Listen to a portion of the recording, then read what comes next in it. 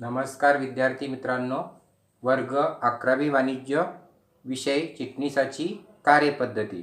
तर विद्यार्थी मित्रांनो, कालच्या तासिकेला आपण घटनापत्रकातील विविध कलमे आणि तरतुदी ह्या घटकाचा अभ्यास करत होतो। तर त्या घटकामधील आपण 3 कलमाचा अभ्यास केलेला आहे। सर्वप्रथम नाव कलमाचा अभ्यास आपण केलेला आहे। तसेच त्यानंतर आपण अभ्यास केलेला आहे स्थळ कलमाचा अभ्यास आपण केलेला आहे। त्यानंतर उद्देश कलमाचा अभ्यास आपण केलेला आहे आणि त्यातील एक घटक राहिलेला आहे मुद्दा, तो अधिकार बाह्य कृतीचा परिणाम। तर आपण इथपर्यंत आलो होतो काल की उद्देश कलमामध्ये नमूद केलेले जे उद्देश असतात त्या उद्देशानुसारच कंपनी काय करू शकते, कार्य हे करू शकते। तसेच आता अधिकार बाह्य कृतीचा परिणाम। आता अधिकार बाह्य कृतीचा काय परिणाम आहे, तर नंबर 1 आहे अधिकार बाह्य कृतींना शून्य महत्त्व असते। ज्या अधिकार बाह्य कृती असतात, ज्या घटनापत्रकाच्या उद्देश कलमाला धरून नसतात, त्या अधिकार बाह्य कृती असतात आणि ह्या अधिकार बाह्य कृतीचा परिणाम काय आहे, तर अधिकार बाह्य कृतींना शून्य महत्त्व असते। त्याला कशी महत्त्व असते, शून्य महत्त्व असते आणि अशा कृतीसाठी कंपनी कोणावरही किंवा बाहेरील कोणीही कंपनीवर दावा दाखल करू शकत नाही। कारण की ह्या कृती कशा असतात, अधिकार बाह्य कृती असतात आणि अशा कृतीसाठी कंपनी कोणावरही किंवा बाहेरील कोणीही कंपनीवर दावा दाखल करू शकत नाही। तसेच नंबर 2 आहे कंपनीला अधिकार बाह्य कृतीपासून रोखण्यासाठी व कायद्याच्या अंमलबजावणीसाठी कंपनीच्या सभासदांना न्यायालयातून आदेश मिळू शकतो। बघा, कंपनीला अधिकार बाह्य कृतीपासून रोखण्यासाठी व कायद्याच्या अंमलबजावणीसाठी कंपनीचे जे सभासद असतात त्यांना न्यायालयातून आदेश मिळू शकतो। या सभासदांना कुठून आदेश मिळू शकतो, न्यायालयातून आदेश मिळू शकतो। आणि नंबर 3 आहे त्यामध्ये कंपनीचे संचालक वैयक्तिकरित्या कंपनीच्या अधिकार बाह्य कृतीसाठी जबाबदार असतात। बघा, कंपनीच्या जी अधिकार बाह्य कृती आहे याला कोण जबाबदार असतं, तर कंपनीचे संचालक हे वैयक्तिकरित्या जबाबदार असतात। संचालकाची जबाबदारी कशी असते, वैयक्तिक, आणि या कृतीसाठी संचालकाची जबाबदारी ही वैयक्तिक असते। ते जबाबदार असतात कुठल्या कृतीला, अधिकार बाह्य कृतीसाठी। लक्षात। नंतर आहे अधिकार बाह्य सिद्धांताचा उद्देश। आता अधिकार बाह्य सिद्धांत आणि या सिद्धांताचा काय उद्देश आहे, तर अधिकार बाह्य सिद्धांताचा उद्देश सर्व भागधारक असतील धनको आणि गुंतवणूकदार यांच्या हिताचे रक्षण करणे हा आहे। बघा, अधिकार बाह्य सिद्धांत याचा उद्देश काय आहे, तर जे भागधारक असतात, सर्व भागधारक असतात, धनको असतात आणि गुंतवणूकदार असतात, यांच्या हिताचे रक्षण करणे हा आहे। आणि कंपनी घटनापत्रकाप्रमाणे कार्य करते। कंपनी कशानुसार कार्य करते, कंपनीचे जे घटनापत्रक आहे या घटनापत्रकानुसारच कंपनी कार्य करते आणि असा विश्वास गुंतवणूकदारामध्ये निर्माण झाला पाहिजे। आणि असा विश्वास हा कोणामध्ये निर्माण झाला पाहिजे, गुंतवणूकदारामध्ये निर्माण झाला पाहिजे। गुंतवणूकदारामध्ये असा विश्वास निर्माण झाला पाहिजे की कंपनी ही घटनापत्रकानुसार कार्य करते। लक्षात। आता उद्देश कलमातील बदल, तर कंपनीला तिच्या अस्तित्वासाठी किंवा विकासासाठी उद्देश कलमात बदल करणे आवश्यक आहे। कंपनीला तिचा विकास करायचा असेल आणि अस्तित्वासाठी उद्देश कलमामध्ये बदल करणे काय आहे, आवश्यक आहे, असे वाटल्यास कंपनी उद्देश कलमामध्ये बदल करू शकते। कंपनीला वाटलं आपल्या विकासासाठी आणि आपल्या अस्तित्वासाठी जर उद्देश कलमामध्ये बदल करायचा, कंपनीला असं वाटलं तर कंपनी तो बदल करू शकते। उद्देश कलमात बदल करण्यासाठी सर्वसाधारण सभेत विशेष ठराव संमत करणे आवश्यक आहे। आणि कंपनीच्या या उद्देश कलमामध्ये जर बदल करायचा असेल तर कंपनीला सर्वसाधारण सभेत विशेष ठराव संमत करणे आवश्यक आहे। आणि सर्वसाधारण सभेमध्ये विशेष ठराव संमत केल्यानंतरच कंपनीला उद्देश कलमामध्ये बदल करता येतो, अन्यथा बदल करता येत नाही. नंतरचं कलम आहे आणि ते कलम म्हणजे जबाबदारी कलम. तर जबाबदारी कलम, तर हे कलम कंपनीच्या सभासदाच्या जबाबदारीची मर्यादा सांगते.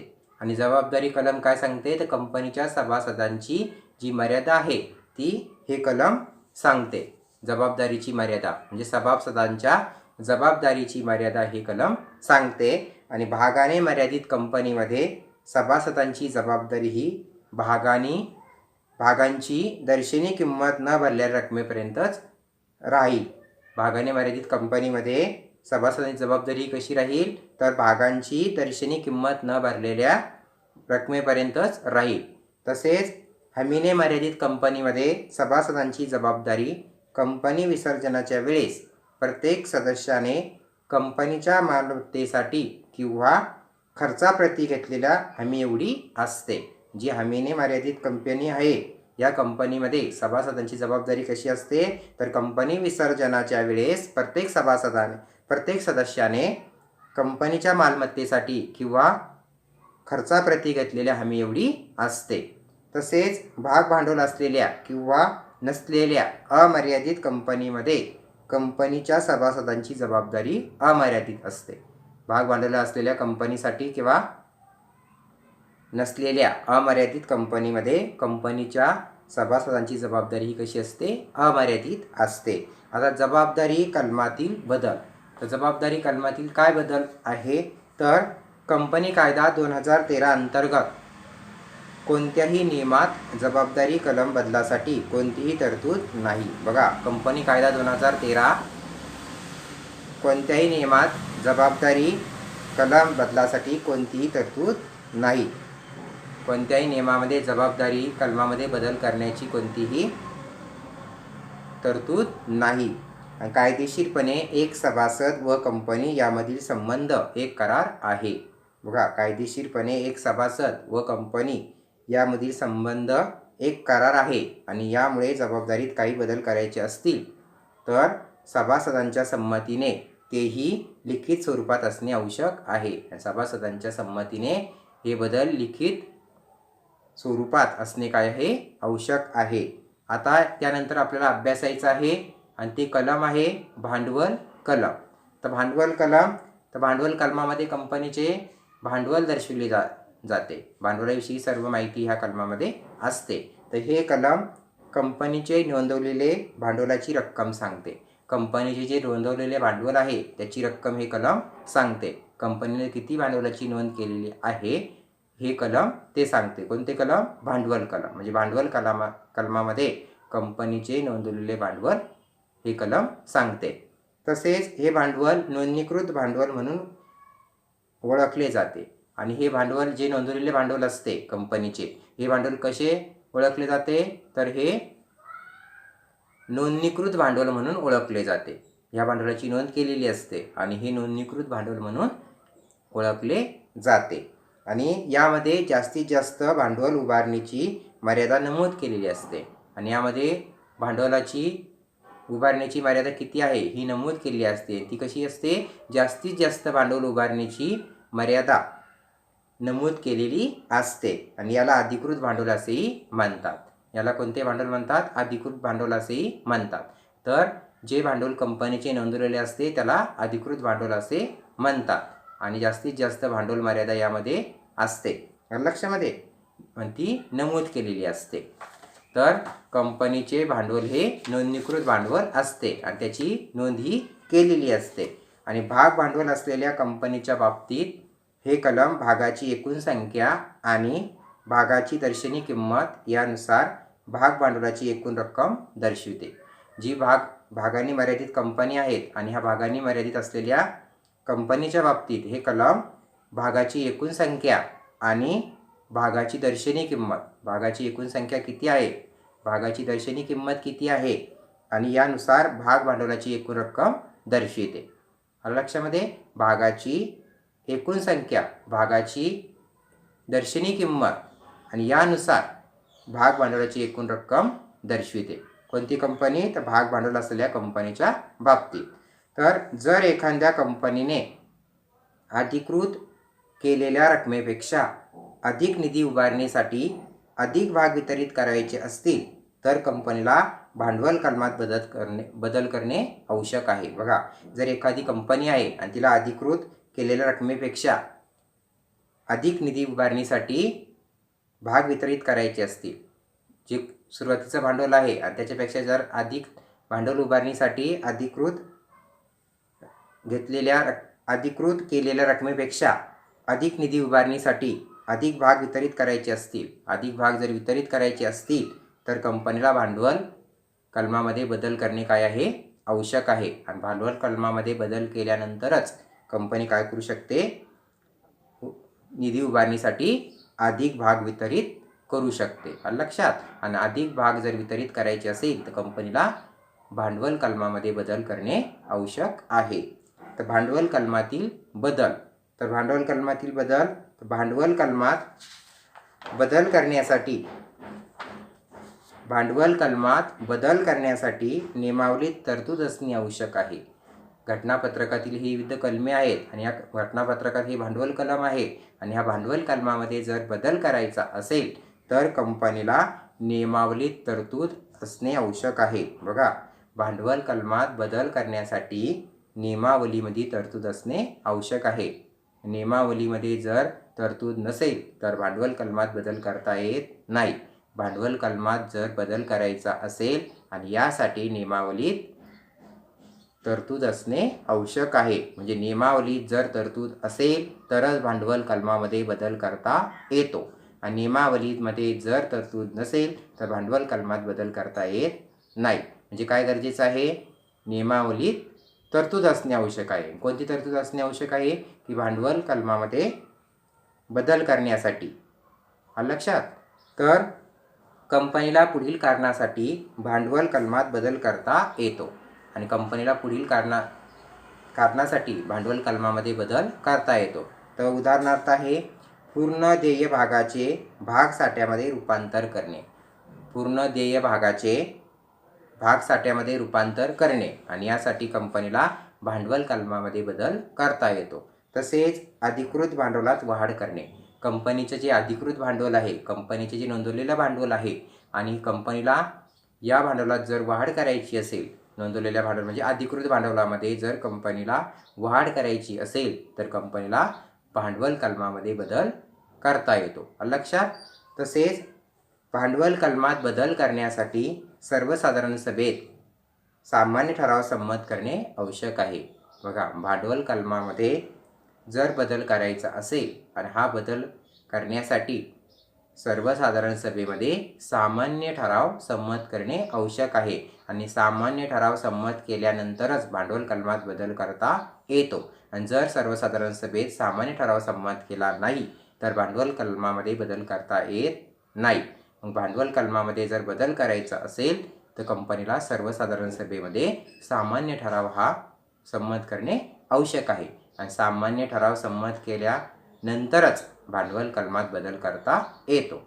तर सामान्य आणि साधारण ठराव. सामान्य आणि साधारण ठराव म्हणजे काय? बघा, म्हणजे प्रस्तावाच्या बाजूने असलेली मते विरुद्ध मतापेक्षा जास्त असल्याने संमत झालेला प्रस्ताव. बघा, प्रस्तावाच्या बाजूने असलेली मते विरुद्ध मतापेक्षा जास्त असल्याने संमत झालेला प्रस्ताव, त्याला कोणता ठराव म्हणतात? सामान्य म्हणजे साधारण ठराव असे म्हणतात. तर नंतरचं कलम आहे आणि ते म्हणजे संघटन कलम. तर संघटन कलम घटनापत्रकातील हे शेवटचे कलम आहे. जसे आपण विविध कलमे अभ्यासत आलेलो आहोत, तर घटनापत्रकातील हे कसे कलम आहे? सर्वात शेवटचे कलम आहे. तर या कलमात सभासद कंपनी निर्मितीची घोषणा करतात आणि या कलमामध्ये सभासदांची घोषणा काय असते? कंपनी निर्मितीची असते. कंपनी निर्मितीची घोषणा सभासद या कलमामध्ये करतात आणि कंपनी निर्मितीची इच्छा दाखवतात आणि ते सभासद काय करतात? कंपनी निर्मितीची इच्छा दाखवतात. तसेच त्याचबरोबर कंपनीचे निश्चित भाग घेण्याची हमी देतात आणि त्याचबरोबर सभासद काय करतात? कंपनीचे जे निश्चित भाग आहे ते घेण्याची हमी देतात. तर सार्वजनिक कंपनीमध्ये किमान 7 सभासदांची सही असते. सार्वजनिक कंपनीमध्ये किमान किती सभासदांची सही असते, स्वाक्षरी असते? तर 7 सभासदांची स्वाक्षरी असते. नंतर खाजगी कंपनीसाठी, तर खाजगी कंपनीसाठी किमान 2 आणि एक व्यक्ती कंपनीसाठी किती? तर एक व्यक्ती कंपनीसाठी एका सभासदांची स्वाक्षरी आवश्यक असते. लक्षामध्ये सार्वजनिक कंपनी जर असेल तर कमीत कमी किमान 7 सभासदांची स्वाक्षरी असते. खाजगी कंपनी जर असेल तर 2 सभासदांची स्वाक्षरी असते आणि एक व्यक्ती कंपनी जर असेल तर एक व्यक्तीची स्वाक्षरी आवश्यक असते. लक्षात. आणि ह्या सह्या म्हणजेच काय आहे? आवश्यकच आहे.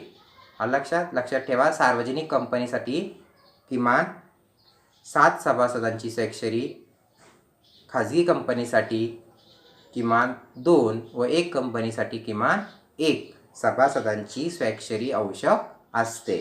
आणि प्रत्येक सभासदाने आपले नाव, पत्ता, हुद्दा व व्यवसाय एका साक्षीदारासह नमूद करणे आवश्यक आहे. बघा, म्हणजे प्रत्येक सभासद आहे, या प्रत्येक सभासदांनी काय नमूद करणे आवश्यक आहे? तर ह्या प्रत्येक सभासदांनी स्वतःचे नाव, प्रत्येक सभासदांनी स्वतःचे नाव, पत्ता, त्यांचा जो काय नोंदणीकृत पत्ता असेल तो पत्ता, त्यांचा हुद्दा, जो काय हुद्दा असेल तो हुद्दा व व्यवसायात एका साक्षीदारासह नमूद करणे आवश्यक आहे. हुद्दा व व्यवसाय आणि एका साक्षीदारासह काय करणे आवश्यक आहे? तर नमूद करणे आवश्यक आहे. लक्षामध्ये. तर विद्यार्थी मित्रांनो, यानंतर आपण विविध कलमाचा अभ्यास केलेला आहे. तर आपण हे कलमे अभ्यासलेली आहेत. आता यानंतर आपण अभ्यासणार आहोत आणि ते म्हणजे नियमावली. आपण या काय अभ्यासला अगोदर? घटनापत्रक अभ्यासला. घटनापत्रकातील विविध कलमांचा अभ्यास केला. आता दुसरा दस्तऐवज आहे आणि तो म्हणजे नियमावली. तर नियमावली हा दस्तऐवज कंपनीसाठी काय आहे? आवश्यकच आहे. कंपनी आपल्या नियमावलीनुसारच काय करते? कार्य करते. कंपनी नियमावलीच्या बाहेर जाऊन कार्य करते का? नाही. कंपनी नियमावलीनुसारच कार्य करते. आणि नियमावली हा दुसरा महत्त्वाचा काय आहे? दस्तऐवज आहे. पहिला कोणता आहे? घटनापत्रक, तो आपण अभ्यासलेला आहे. आता कोणता दस्तऐवज अभ्यासायचा? नियमावली. तर नियमावली हा दुसरा महत्त्वाचा दस्तऐवज आहे, जो कंपनी नोंदणी कार्यालयात नोंदणीसाठी घटनापत्रकासोबत सादर करणे आवश्यक आहे. आणि जो कंपनी नोंदणी कार्यालयामध्ये कंपनीच्या नोंदणीसाठी घटनापत्रकासोबत सादर करणे आवश्यक आहे. कंपनीचे जे घटनापत्रक असतं आणि ह्या घटनापत्रकासोबत नोंदणीसाठी कोणता दस्तऐवज पाठवणे आवश्यक आहे, सादर करणे आवश्यक आहे? तर तो आहे नियमावली. तर नियमावली हा दस्तऐवज घटनापत्रकासोबत कंपनीच्या नोंदणीसाठी सादर करणे आवश्यक आहे. आणि नियमावली हा दस्तऐवज सादर केला तरच कंपनीची नोंदणी होते, अन्यथा कंपनीची नोंदणी होत नाही.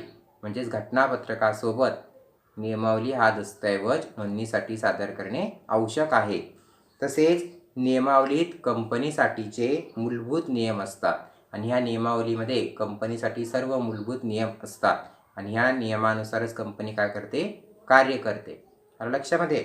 नंतर नियमावलीत कंपनीच्या अंतर्गत व्यवस्थापनासाठी नमूद केलेले नियम, अटी व तरतुदी असतात. आणि नियमावलीमध्ये आणखी काय असते? तर कंपनीच्या अंतर्गत मूल्यमापनासाठी म्हणजे व्यवस्थापनासाठी नमूद केलेले सर्व नियम, कंपनीच्या अंतर्गत नियम, अंतर्गत जे व्यवस्थापन आहे आणि ते कसं करायचं हे सर्व या नियमावलीमध्ये सर्व नियम असतात. कंपनीच्या अंतर्गत व्यवस्थापनाचे सर्व नियम असतात आणि ह्या अंतर्गत सर्व नियमानुसार जे नियम असतात, या नियमानुसारच कंपनी काय करते? अंतर्गत आपलं व्यवस्थापन चालवित असते. लक्षात. तसेच अटी असतात. अंतर्गत व्यवस्थापनाच्या सर्व अटीसुद्धा ह्या नियमावलीमध्ये नमूद असतात. त्यानंतर तरतुदी पण असतात. अंतर्गत व्यवस्थापनाच्या काय तरतुदी आहेत या सर्व यामध्ये नमूद असतात आणि यानुसारच कंपनी काय करते? आपलं कामकाज करत असते. यामध्ये संचालक मंडळाचे हक्क, कंपनीचे जे संचालक मंडळ असतात आणि या संचालक मंडळाचे काय हक्क आहेत हे सर्व हक्क या नियमावलीमध्ये असतात. तसेच संचालक मंडळाचे अधिकार, संचालक मंडळाला काय काय अधिकार असतात ह्या अधिकाराचा समावेशसुद्धा ह्या नियमावलीमध्ये असतो. तसेच जबाबदारी, संचालक मंडळाची काय जबाबदारी आहे, संचालक मंडळाची जबाबदारी ही कंपनीमध्ये महत्त्वाची असते आणि ही काय जबाबदारी आहे याची नोंदसुद्धा कशात असते, कंपनीच्या नियमावलीमध्ये असते. तसेच व्यवसाय कार्यपद्धती असतात. व्यवसाय कार्यपद्धती, व्यवसायाची कार्यपद्धती कशी आहे, ती कार्यपद्धती कशी वापरली पाहिजे, काय सर्व नियम ह्या नियमावलीमध्ये नमूद असतात आणि त्यानुसारच कंपनी काय करू शकते, व्यवसायाची कार्यपद्धतीही करू शकते. लक्षात. आणि कंपनीला नियमावली काय आहे मग आवश्यकच आहे. आणि नियमावली हे कंपनी व सभासद तसेच सभासदामध्ये आपापसात संबंध निर्माण करतात. बघा, नियमावली हे कंपनी आणि कंपनीची सभासद असतात यांच्यामध्ये सभासदामध्ये आपापसात काय करतात तर संबंध निर्माण करतात. म्हणजे नियमावली ही कंपनीमध्ये आवश्यकच आहे. कंपनी व सभासद यांच्यामध्ये आपापसात संबंध निर्माण करणे हे कशामुळे शक्य होते तर नियमावलीमुळे शक्य होते. म्हणजेच नियमावली ही काय आहे मग आवश्यकच आहे. आता व्याख्या. आता नियमावली म्हणजे काय तर विद्यार्थी मित्रांनो, कंपनी कायदा 2013 कलम 2 कंसामध्ये 5 नुसार कंपनी कायद्यानुसार मूलतः तयार केलेले आणि वेळोवेळी सुधारित केलेले कंपनीचे अंतर्गत व्यवस्थापनाचे नियम म्हणजेच नियमावली होय. बघा, कंपनी कायदा 2013 कलम 2 कंसामध्ये 5 नुसार नियमावलीची काय व्याख्या आहे तर कंपनी कायद्यानुसार मूलतः तयार केलेले आणि वेळोवेळी सुधारित केलेले कंपनीचे अंतर्गत व्यवस्थापनाचे नियम म्हणजेच नियमावली होय. कंपनी अंतर्गत व्यवस्थापनाचे नियम असतात आणि ह्या कंपनी अंतर्गत व्यवस्थापनाचे नियम म्हणजेच काय नियमावली. कंपनी कायदा 2013 नुसार ही व्याख्या आहे. म्हणजेच अंतर्गत व्यवस्थापनाचे नियम हे नियमावलीमध्ये असतात आणि त्यालाच काय म्हणतात मग नियमावली असे म्हणतात. पण कंपनी कायद्यानुसार मूलतः तयार केलेले, कंपनी कायद्यानं हे नियम तयार केलेले असतात. त्या कंपनी कायद्यानुसारच हे नियम असतात. लक्षात. कंपनी कायद्याच्या बाहेर ही नियमावली नसते. सर्व कायद्यानुसारच कंपनी कायदा 2013 नुसारच ही नियमावली तयार केलेली असते. लक्षात. आणि हेच नियम वापरून कंपनी आपल्या अंतर्गत व्यवस्थापन चालवित असते. लक्षात. तर त्यानंतर आहे नियमावली हा लिखित स्वरूपातील दस्तऐवज आहे. आणि नियमावली हा दस्तऐवज कसा आहे लिखित स्वरूपातील आहे. तसेच कंपनीच्या अधिकारात घटनापत्रक, कंपनी कायदा किंवा इतर कोणत्याही कायद्यापेक्षा वाढ होऊ नये, भाग विक्री, जप्त केलेले भागांचे हस्तांतरण, भागांचे व कर्ज रोख्यांचे संक्रमण, कार्यपद्धती, व्यवस्थापकीय मंडळाचे अधिकार, जबाबदारी इत्यादी बाबी नमूद केलेल्या असतात. बघा, कंपनीमध्ये आणखी कशाचा समावेश असतो, कोणकोणत्या गोष्टी नमूद केलेल्या असतात तर कोणत्याही कायद्यापेक्षा वाढ होऊ नये. कशामध्ये कंपनी नियमावलीत कोणत्याही नियमामुळे कंपनीच्या अधिकारात घटनापत्रक, कंपनी कायदा किंवा इतर कोणत्याही कायद्यापेक्षा वाढ होऊ नये, भाग विक्रीचा समावेशसुद्धा नियमावलीत असतो. भाग विक्रीची सर्व कार्यपद्धती, सर्व नियम, सर्व अटी या कशात असतात नियमावलीत असतात. तसेच भाग जप्ती, कंपनी काय करत असते जप्त केलेले भाग जप्त करत असते आणि भाग जप्ती ह्या जप्त केलेल्या भागांची माहितीसुद्धा ह्या नियमावलीत असते. म्हणजेच भाग जप्तीचे काय नियम आहेत हे सर्व ह्या नियमावलीमध्ये नमूद केलेले असते. तसेच भागांचे हस्तांतरण, कंपनीमध्ये भागांचे हस्तांतरण ही खूप महत्त्वाची बाब आहे. भाग हस्तांतर करणे, एक व्यक्ती दुसऱ्या व्यक्तीला आपले भाग हस्तांतरण करत असते, देत असते. लक्षात. एका व्यक्तीकडून दुसऱ्या व्यक्तीकडे भाग जाणे म्हणजेच काय भागाचे हस्तांतरण आणि ह्या भागाच्या हस्तांतरणाविषयी सर्व माहिती नियमावलीत असते. तसेच भागांचे व कर्जरोख्यांचे संक्रमण कार्यपद्धती. आता भाग आणि कर्जरोखे यांची संक्रमण कार्यपद्धती असते. बघा, भागांचं संक्रमण होत असतं. एखादा भागधारक हा मृत्यू पावतो दिवाळखोरीमुळे, तसेच आणखी मृत्यू असतो, दिवाळखोरी असते, वेडेपणा असतो आणि यामुळे काय होते, भागाचे संक्रमण हे होते. भागाचे संक्रमण म्हणजे कायद्यानुसार भागाचे हस्तांतरण, याला काय म्हणतात, भागाचे संक्रमण. तसेच कर्ज रोख्यांचे सुद्धा संक्रमण असते आणि याविषयी सर्व माहिती ह्या नियमावलीत काय असते, नमूद असते. तसेच व्यवस्थापकीय मंडळाचे अधिकार. आता व्यवस्थापकीय मंडळ असतं कंपनीत आणि त्यांचे काय अधिकार असतात हे सर्व नियमावलीत नमूद केलेले असतात. तसेच जबाबदारी, विविध जबाबदारी असते बघा, आणि या जबाबदारीची सर्व माहिती यामध्ये असते. संचालकाची जबाबदारी असेल, सर्व अंतर्गत व्यवस्थापनाची काय जबाबदारी आहे, सर्व हे नियमावलीमध्ये नोंद असते. तर इत्यादी बाबी ह्या कशात असतात, कंपनीच्या नियमावलीमध्ये नमूद केलेल्या असतात. आणि कंपनी कायदा 2013 नुसार नियमावलीचे नमुने तक्ते FGHIJ असे वेगवेगळ्या प्रकारच्या कंपनीसाठी नमूद केलेले आहेत. लक्षात, कंपनी कायदा 2013 नुसार नियमावलीचे जे नमुने तक्ते आहेत ते FGHIJ असे वेगवेगळ्या प्रकारच्या कंपनीसाठी नमूद केलेले आहेत. तर विद्यार्थी मित्रांनो, आज आपण घटनापत्रकातील विविध कलमे आणि तरतुदी अभ्यासलेले आहेत. तसेच नियमावलीची व्याख्या आणि नियमावली संबंधी माहिती अभ्यासलेली आहे. तर विद्यार्थी मित्रांनो, धन्यवाद.